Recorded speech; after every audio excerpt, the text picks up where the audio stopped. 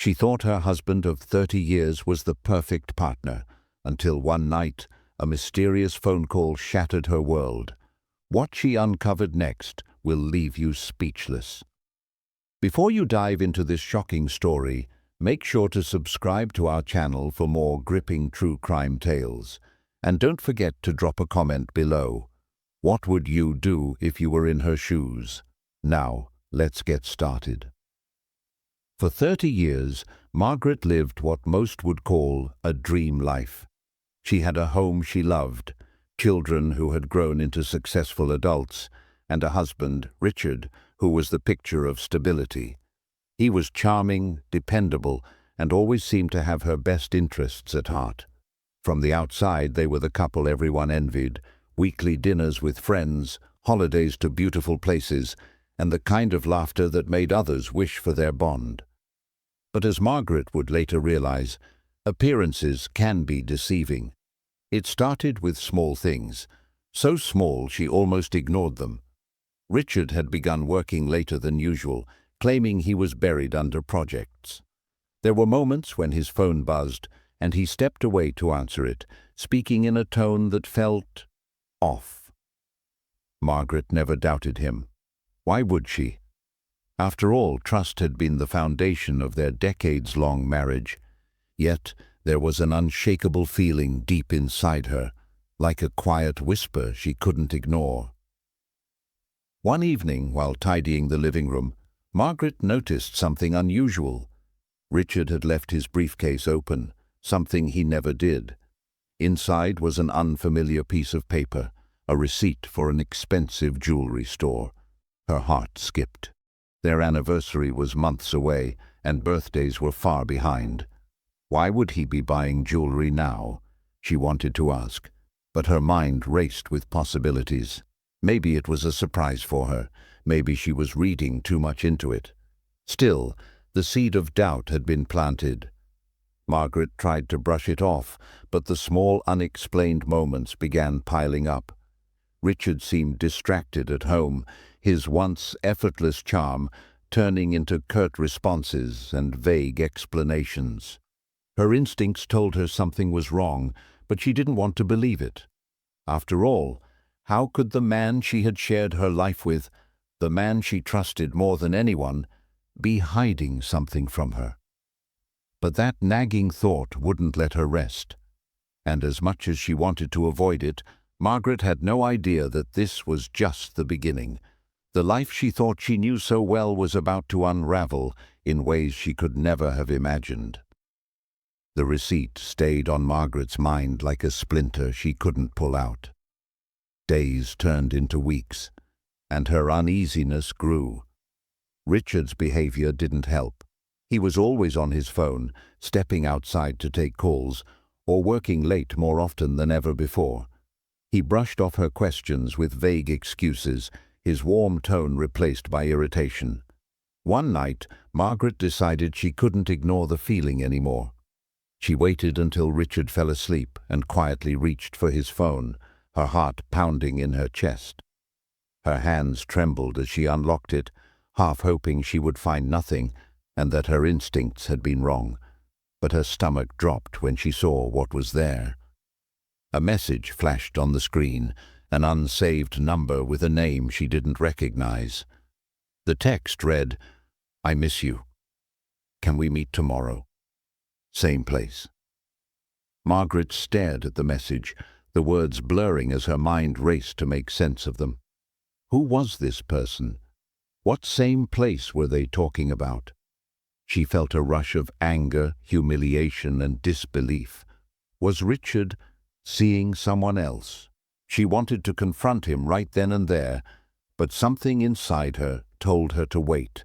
She needed more than a single message. She needed the truth, no matter how painful it might be.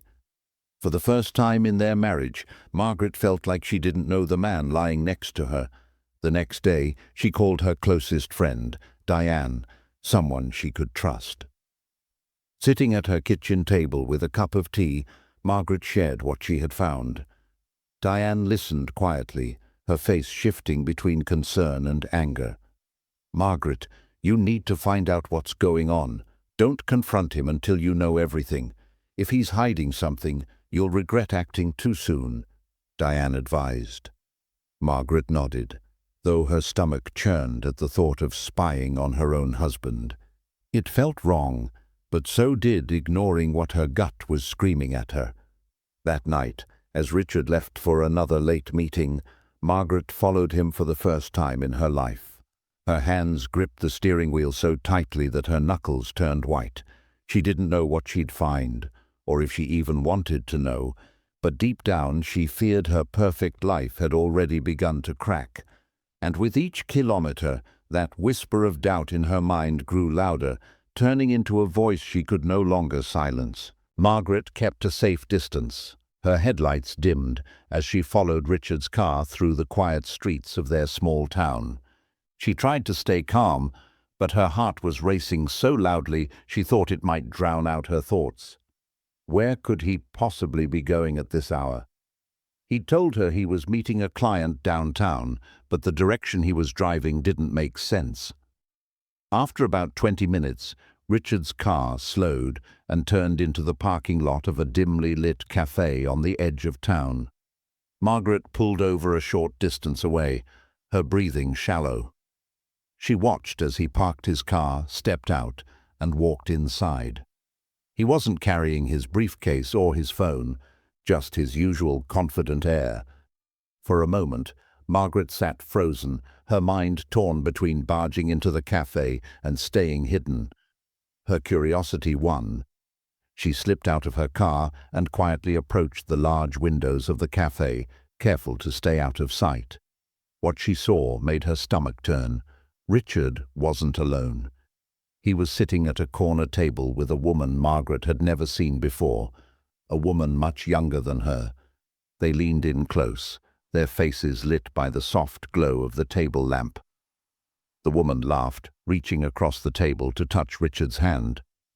Margaret's chest tightened as she noticed the easy familiarity between them, a connection she hadn't felt from her husband in months. She ducked back behind the wall, her hands trembling. A flood of emotions hit her all at once: anger, betrayal, humiliation.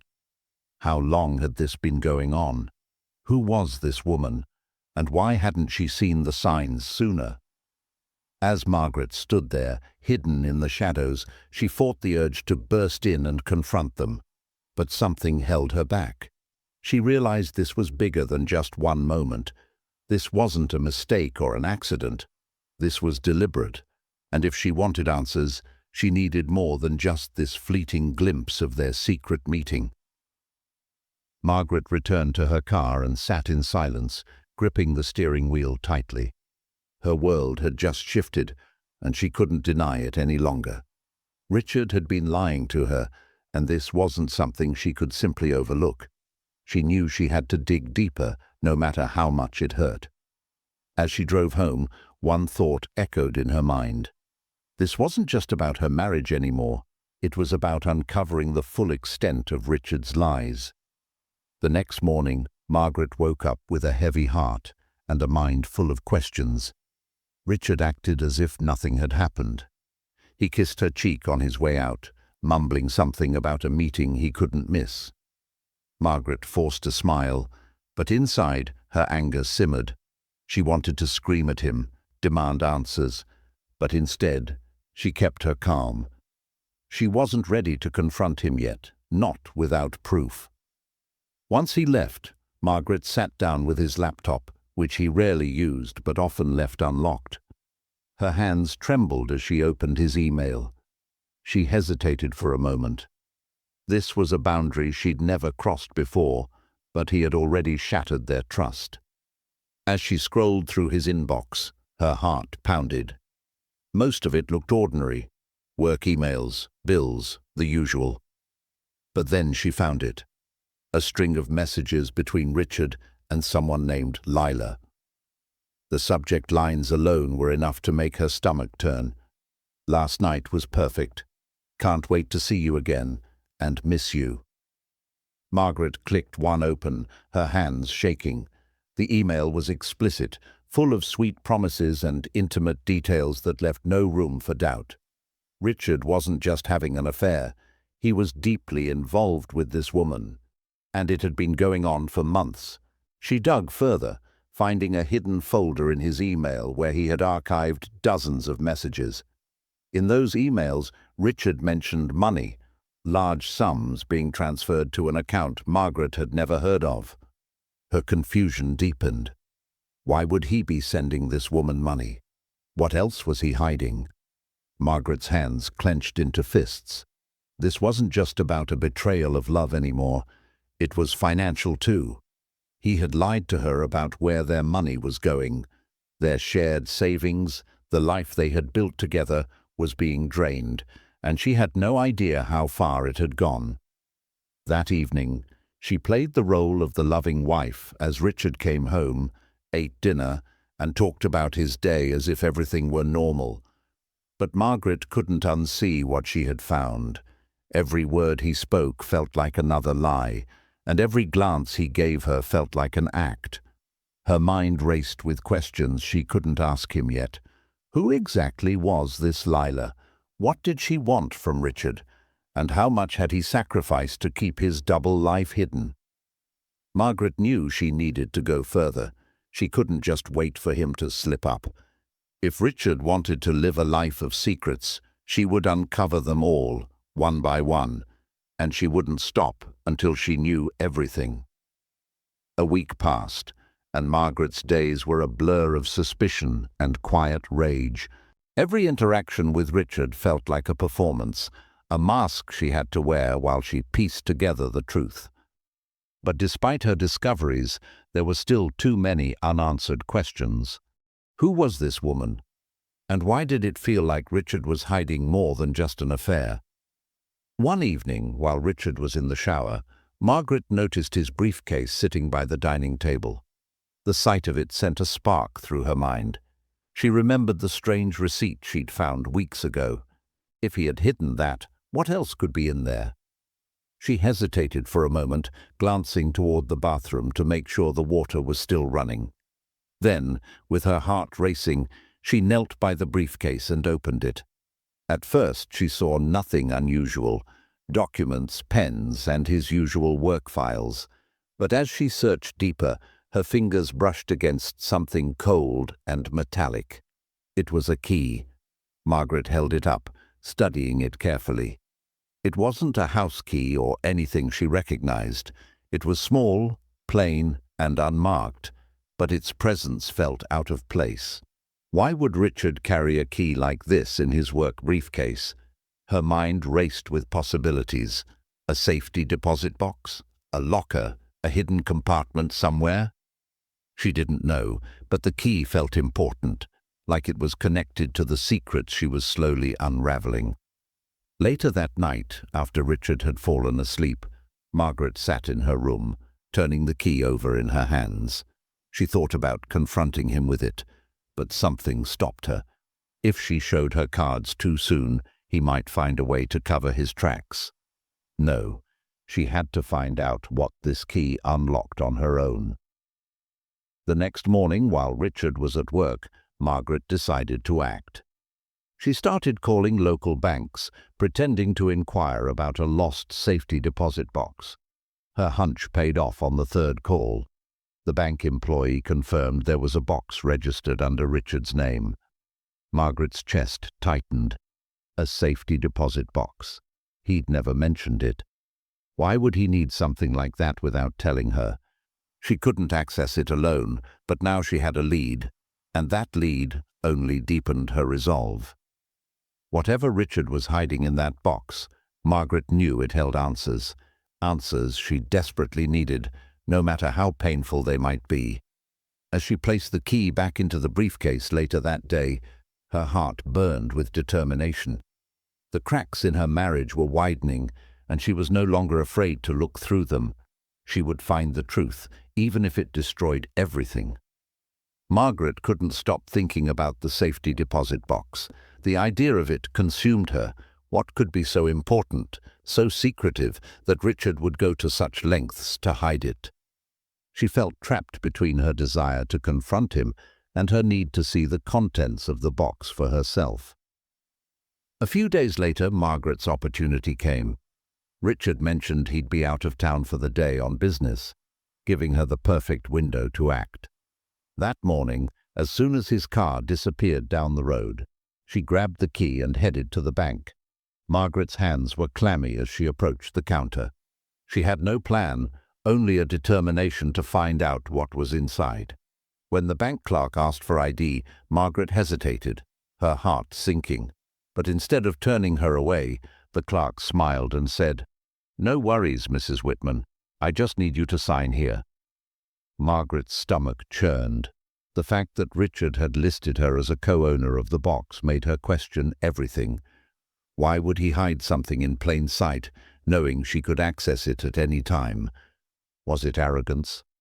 Or did he assume she'd never look? The clerk led her to a private room and placed the box on the table in front of her. Margaret sat down, staring at the cold metal. Her fingers shook as she inserted the key and turned it. The lock clicked open with a sound that echoed in her ears. Inside, she found several envelopes, neatly stacked, and a leather-bound notebook. The envelopes were stuffed with cash, more money than she'd ever seen at one time. Margaret's mind reeled. Where had this come from? Richard's salary couldn't explain this much cash. Her attention shifted to the notebook. She opened it carefully, her eyes scanning the handwritten entries. Each page listed dates, amounts, and names. Some of the names were familiar, local businesses, old acquaintances, but others were complete strangers. And then she saw it. Lila. Her name appeared multiple times, alongside large sums of money. Margaret's hands trembled as the pieces started to fall into place. This wasn't just about an affair.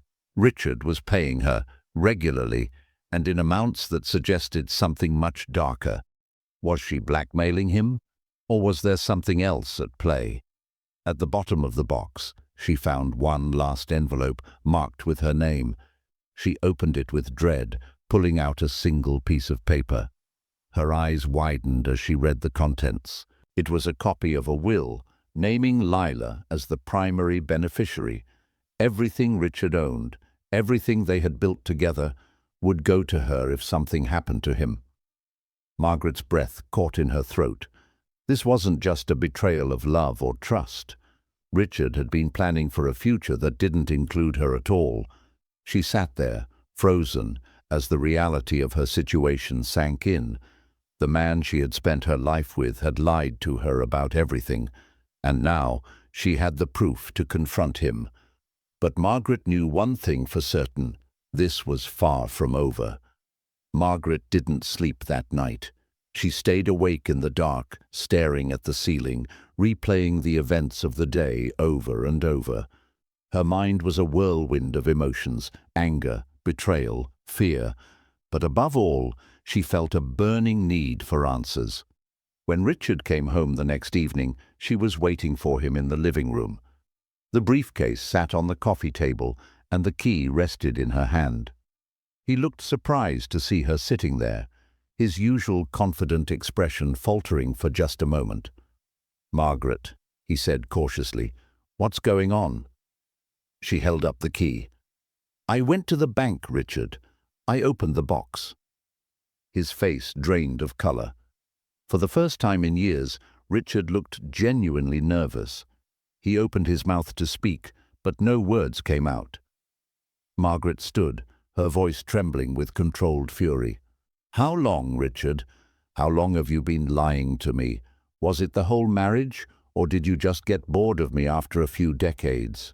Richard tried to deflect. "Margaret, I don't know what you're talking about. Let's just sit down and—" "Don't you dare patronize me," she snapped, cutting him off. "I saw the money, I saw the will, and I saw her name, Richard." Lila. His eyes widened and Margaret could see the panic setting in. He knew he'd been caught and there was no wriggling out of this one. "It's not what you think," he stammered, running a hand through his hair. "Oh, really? Because it looks like you've been funneling money to your mistress and planning to leave me with nothing. But by all means explain how I've misunderstood your grand plan to screw me over, Margaret spat, her voice dripping with sarcasm. Richard slumped into the chair, his head in his hands. For a moment there was nothing but silence. Then he muttered, "I had no choice." Margaret froze. "No choice? You always have a choice, so don't you dare try to paint yourself as the victim in this." He looked up at her, his face pale. "It wasn't just an affair, Margaret. Lila, she knows things that could ruin me. She threatened to go public if I didn't pay her off. And the will, I had to do it to keep her quiet." Margaret stared at him, disgusted. "You're telling me you've been blackmailed by some woman for God knows how long, and instead of coming to me, you decided to drain our money and betray me behind my back. You disgust me, Richard." Richard reached for her hand, but she pulled away. "Margaret, please. I can fix this. I can make it right." She laughed bitterly. "Fix this? There's no fixing what you've done. You didn't just betray me, you put my entire life at risk for your lies. Do you even realize how selfish that is?" Richard's silence was all the confirmation she needed. Margaret's heart felt heavy, but her resolve was stronger than ever. "You've left me no choice, Richard. I'm not going to let you take everything from me. If you think you can keep lying your way out of this, you're wrong. I'm going to make sure the truth comes out." As she turned and walked away, Richard called after her, but she didn't look back. For the first time in her life, Margaret felt like she was taking control of her own fate.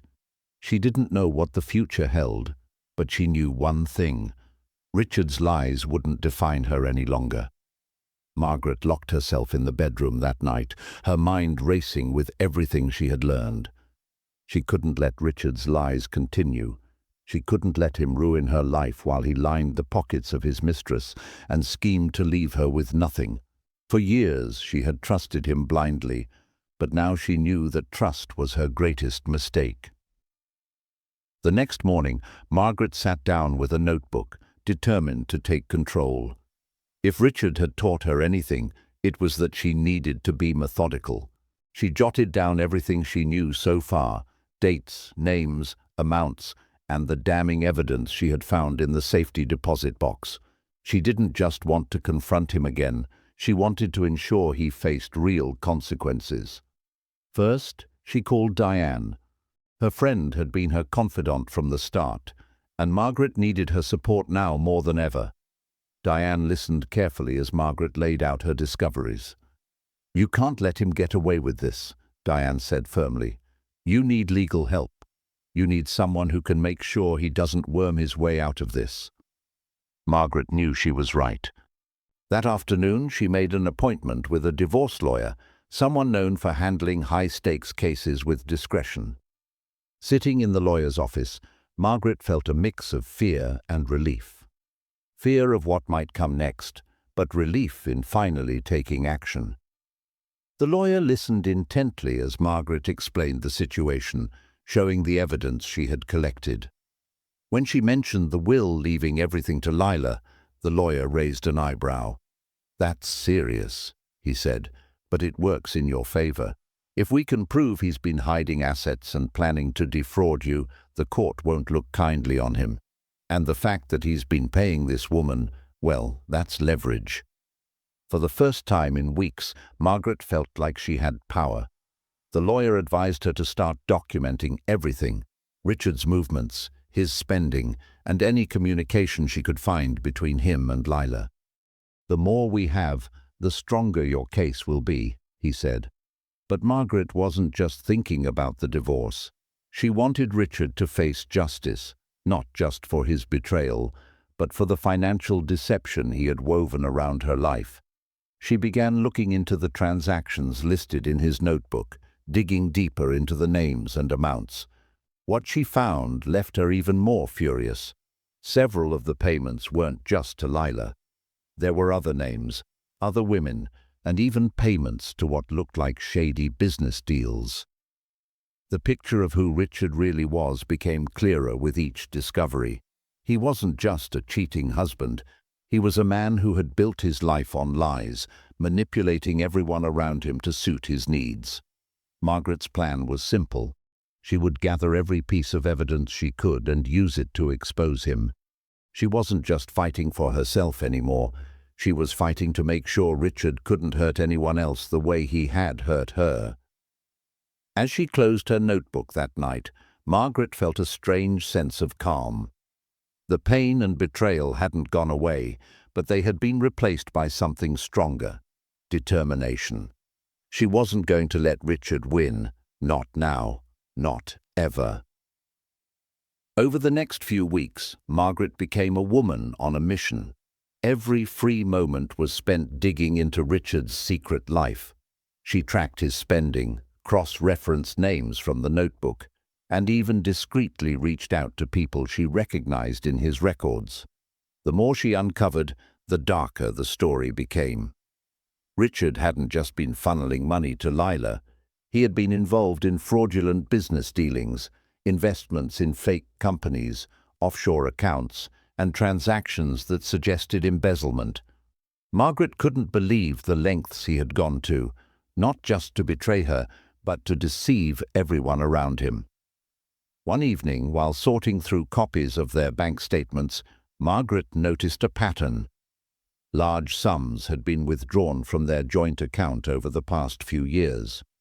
Richard had always explained these away as investments for their future, but now she knew better. Following the trail, she discovered one account in particular, a private account under Richard's name, hidden from her for years.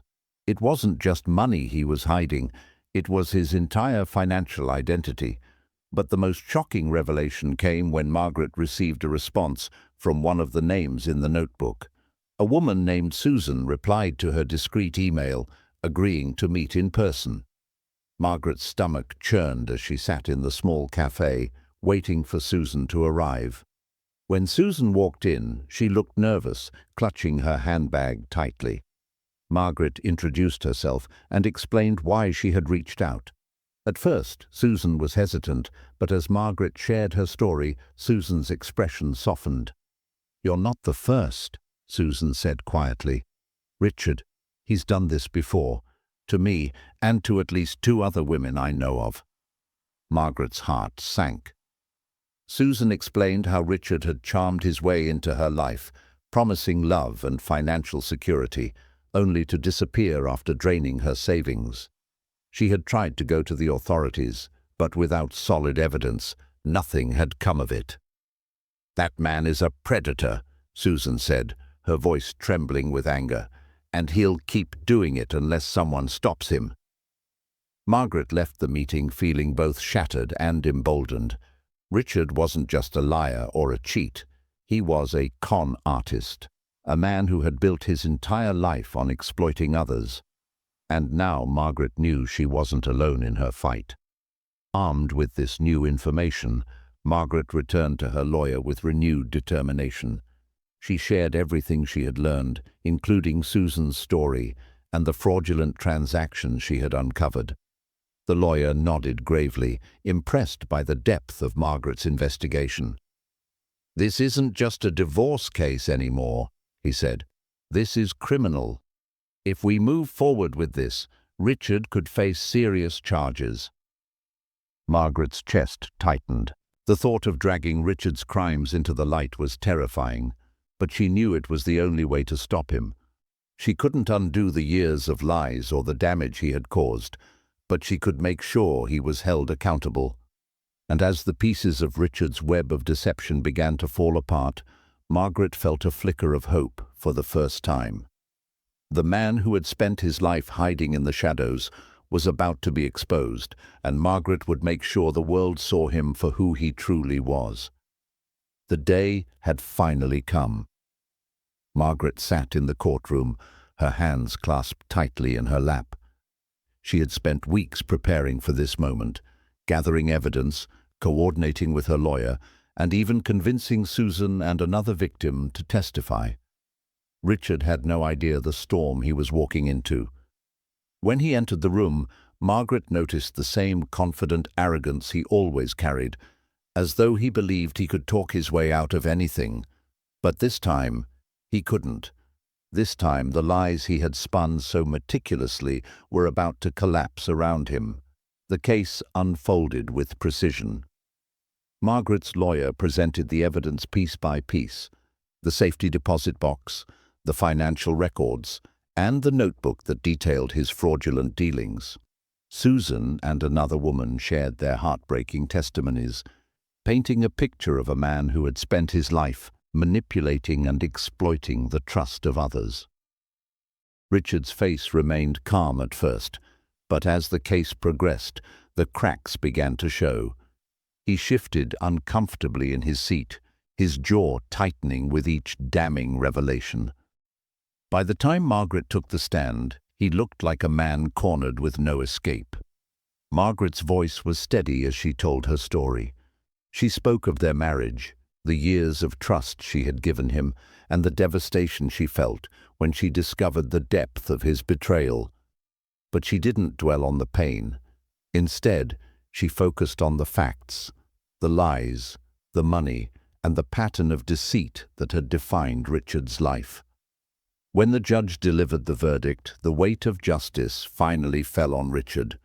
Not only was he ordered to pay restitution to Margaret and the other victims, but he was also sentenced to prison for his financial crimes. The man who had spent decades hiding behind charm and lies was finally held accountable. As the gavel struck, Margaret felt an overwhelming wave of relief. It wasn't just about winning the case. It was about reclaiming her life. She had spent so many years living in the shadow of Richard's lies, but now she was free. In the days that followed, Margaret began to rebuild. She sold the house they had shared and moved closer to Diane, who had been her rock through it all. She even started volunteering at a local organization that helped women escape abusive relationships and rebuild their lives. Margaret knew the scars Richard left would never fully disappear, but she also knew they wouldn't define her. She had faced the truth, no matter how painful, and come out stronger on the other side. Her story wasn't just one of betrayal, it was one of resilience. And as she stood in her new home, looking out at the sunset, Margaret smiled for the first time in months. She wasn't just surviving anymore, she was living. And this time, it was on her terms. In the weeks after the trial, Margaret felt the weight of years lift from her shoulders. The man who had deceived her and stolen so much of her life no longer held any power over her. With Richard behind bars and the divorce finalized, Margaret focused on rediscovering herself, a person she had long buried beneath the role of wife and homemaker. Her first step was finding small joys in the everyday. She began gardening again, something she hadn't done in years. She signed up for a book club, where she met women who quickly became friends, bonding over stories of resilience and shared laughter. But Margaret's most significant step came when she turned her experience into a way to help others. Inspired by the support she had received from Diane and Susan, she started volunteering at a local women's shelter. Listening to other women's stories of betrayal, hardship, and survival, Margaret shared her own journey, showing them that it was possible to move forward, even after the deepest wounds. The shelter quickly became her second home. Margaret wasn't just helping others, she was healing herself. For the first time in decades, she felt a sense of purpose that wasn't tied to someone else's expectations. She felt free. One afternoon, while sorting donations at the shelter, Margaret received a call from Susan. The two women had stayed in touch after the trial, forming a bond out of their shared pain and determination to move on. "I just wanted to say thank you," Susan said. "If it weren't for you, I don't think I would have ever found the courage to speak up. You didn't just change your life, you changed mine too." Margaret's eyes filled with tears. For so long she had seen herself as a victim of Richard's lies, but now she understood something profound. She wasn't just someone who had survived. She was someone who had made a difference. That night, As Margaret sat on her porch, sipping tea and watching the sun dip below the horizon, she allowed herself to reflect. Life hadn't turned out the way she had planned, but in many ways it had brought her to a better place. She was stronger now, stronger than she ever thought possible. And for the first time in years, Margaret looked forward to the future. She didn't know what it would hold, but she knew one thing for certain: she would face it with the same strength and resilience that had carried her through the storm. Her story wasn't just a tale of betrayal or justice. It was a story of rediscovery, of finding light in the darkest moments, and of proving that it's never too late to take back your life. Margaret smiled as the cool breeze brushed against her face. She was ready to begin again, and this time the story would be hers to write.